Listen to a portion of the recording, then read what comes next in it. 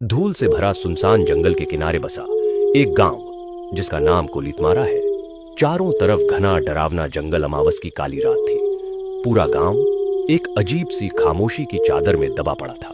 बस दूर जंगल से कहीं कुत्तों के भौंकने की और सूखी हवा के पत्तों की आवाजें सुनाई दे रही थी। इसी गांव के बीच में बसा था एक छोटा सा घर जिसमें चंदू और उसकी पत्नी विमला रहती थी। उस रात जब चंदू रात में जंगल लकड़ी लाने जा रहा होता है। सुनिए जी, आज अमावस की रात है और आप इस वक्त जंगल जा रहे हैं। आज आप मत जाइए, मुझे बहुत डर लग रहा है। ऊपर से इतनी गहरी रात भी है। अरे विमला, तुम घबरा क्यों रही हो? अगर मैं लकड़ी नहीं लाया तो घर का खर्चा कैसे चलेगा? तुम चिंता मत करो, मैं जल्दी ही लौट आऊंगा। पत्नी ने इतना समझाकर भी चंदू रुका नहीं। वो अपनी कुल्हाड़ी हाथ में लेकर इतने रात को जंगल लकड़ी काटने निकल जाता है। दूसरी तरफ उसी गांव के बीचों बीच पुराने बरगद के नीचे बनी गोपी की चाय की दुकान से धीरे धीरे बुझती अंगारों की रोशनी में चमक रही थी।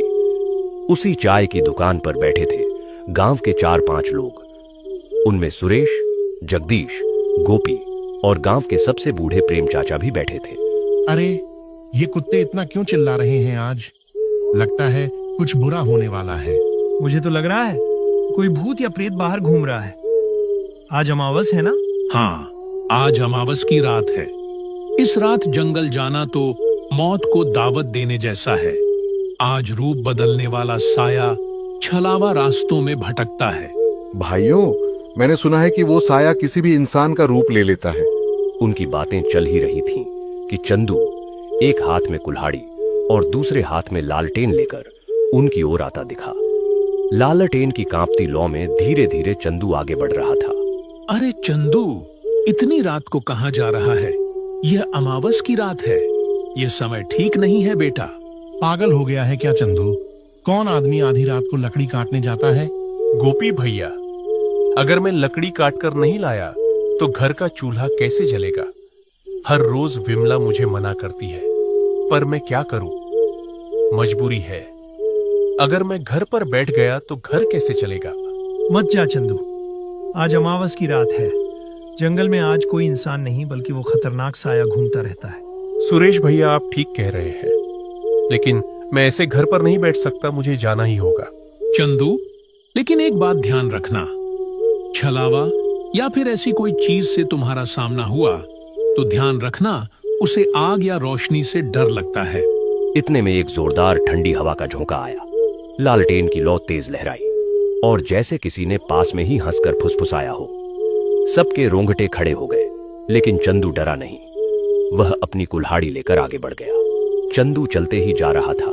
गांव की आखिरी सीमा पार होते ही सुनसान जंगल का रास्ता शुरू हो गया। रात का अंधेरा और भी भयानक हो गया था। पेड़ों की टहनियां हवा में हिल रही थीं, जिससे अजीब आवाजें आ रही थीं। चंदू को एहसास होता है कि उसके अलावा भी कोई है। चंदू रुक जाता है और कहता है, कौन है? कोई है तो सामने आ जाओ। जवाब में सिर्फ सन्नाटा। तभी उसे अचानक एक काली परछाई दिखी जो एक पेड़ से उतरकर खेत की तरफ चली गई। कौन है रे जगदीश? तुम हो क्या? अगर कोई गांव का आदमी मेरे को डरा रहा है तो मैं डरने वाला नहीं हूं।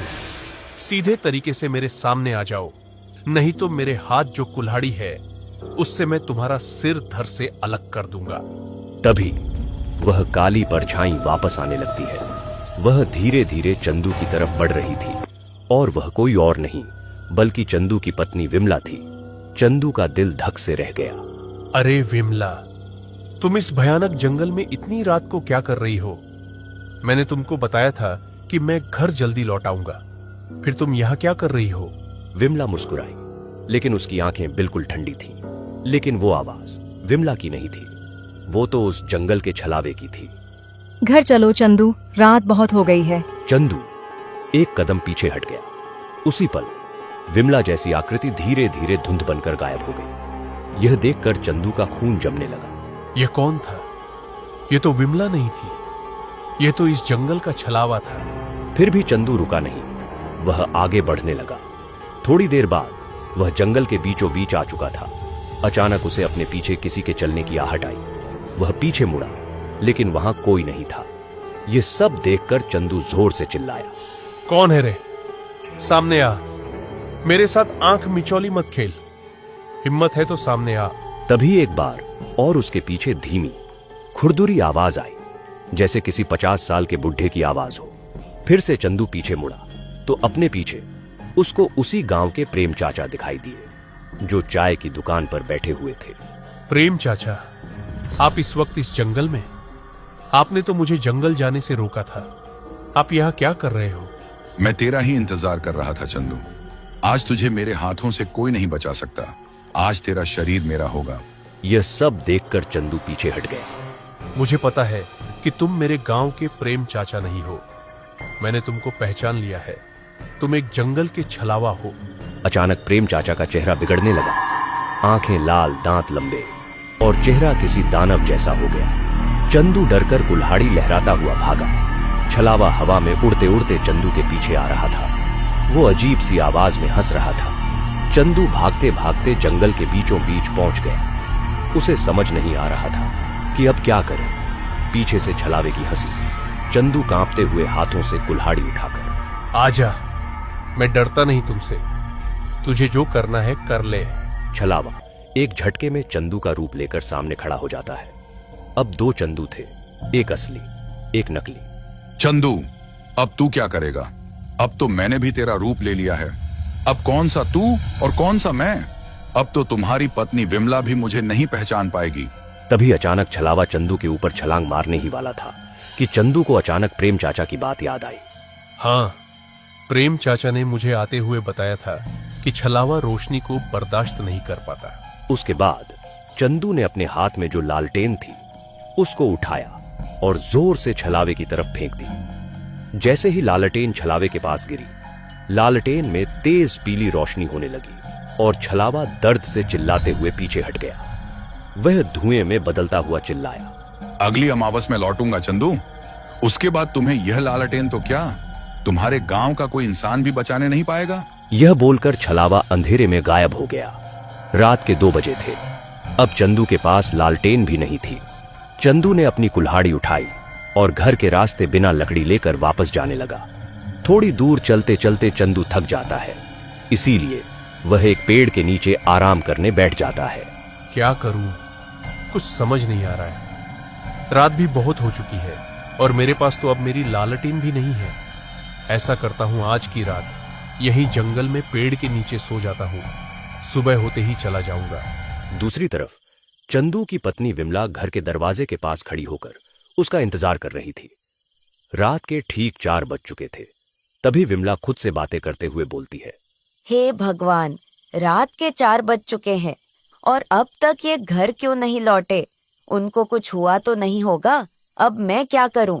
थोड़ी ही देर में सुबह हो जाती है। सुबह होते ही विमला गांव में जो चाय की दुकान है उसके पास आने लगती है। चाय की दुकान पर वही लोग बैठे थे जो रात को चंदू को समझा रहे थे। क्या हुआ विमला, तुम आज चाय की दुकान पर कैसे आई?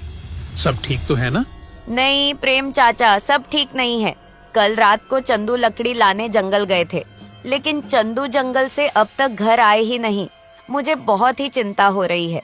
विमला, तुम चिंता मत करो, अभी हम सब उस जंगल में जाकर देखते हैं। उसके बाद सभी चंदू को ढूंढने जंगल की ओर जाने लगते हैं। थोड़ी दूर जाने के बाद उनको दूसरे गांव का एक लकड़हारा उस जंगल में दिखाई देता है। बेटा, तुमने किसी आदमी को इस जंगल में देखा है क्या? वो भी तुम्हारे तरह इस जंगल में रात को लकड़ी लाने आया था। हाँ चाचा, मैंने एक आदमी को एक पेड़ के नीचे देखा था, लेकिन वो सोया हुआ था, इसलिए मैंने उसे जगाया नहीं। वो पास में ही जो पेड़ है उसके नीचे सोया हुआ है। सभी लोग चंदू को ढूंढते हुए आगे जंगल के रास्ते निकल पड़ते हैं। कुछ ही दूर जाने के बाद उनको चंदू एक पेड़ के नीचे सोया हुआ दिखाई देता है। अरे ओ चंदू, नींद पूरी नहीं हुई क्या? अब उठ जा, देखो हम तुम्हें ढूंढने जंगल आए हुए हैं। तभी अचानक चंदू की आंख खुल जाती है। चंदू खड़ा हो जाता है और कहता है, तुम लोग यहाँ? क्या हुआ? सब ठीक तो है? और विमला, तुम भी इन लोगों के साथ इस जंगल में क्या कर रही हो? आप आज घर नहीं आए तो क्या मुझे चिंता नहीं होगी क्या? मैं रात भर आपकी चिंता में सो नहीं पाई और आप कह रहे हो कि क्या हुआ? विमला, अब मैं तुमको क्या बताऊं कि मेरे साथ रात में क्या हुआ। क्या हुआ चंदू? तुम्हारे साथ रात को इस जंगल में? प्रेम चाचा, अब आप लोगों को मैं क्या बताऊं। कल रात जब मैं लकड़ी लेने इस जंगल में आया ना, तो मुझे विमला का रूप लेकर इस जंगल का छलावा मेरे सामने आया। उसके बाद वो गायब हो गया। थोड़ी देर बाद फिर से वह छलावा आपके रूप में मेरे पीछे मुझे मारने आया प्रेम चाचा। लेकिन आपकी वजह से मैं कल रात को बच गया। आपने मुझे चाय की दुकान पर बताया था कि छलावा लालटेन की रोशनी से भागता है। मैंने मेरे हाथ में जो लालटेन थी वो छलावे के ऊपर फेंकी। उसके बाद छलावा गायब हो गया, लेकिन उसने मुझे बोला था कि वह फिर अगली अमावस की रात हमारे गांव आएगा। प्रेम चाचा, छलावा गया नहीं है, सिर्फ कुछ दिनों के लिए गायब हो गया है। इसीलिए हम सब गांव वालों को सावधान रहना होगा। बेटा चंदू, तू आज बच गया, पर वो किसी और का रूप लेकर फिर आएगा। अब चलो यहाँ से जल्दी। तभी सभी लोग वहां से अपने घर जाने लगते हैं। आज भी ऐसे गांव हैं जहां किसी को छलावा जैसे चीजें रहती हैं।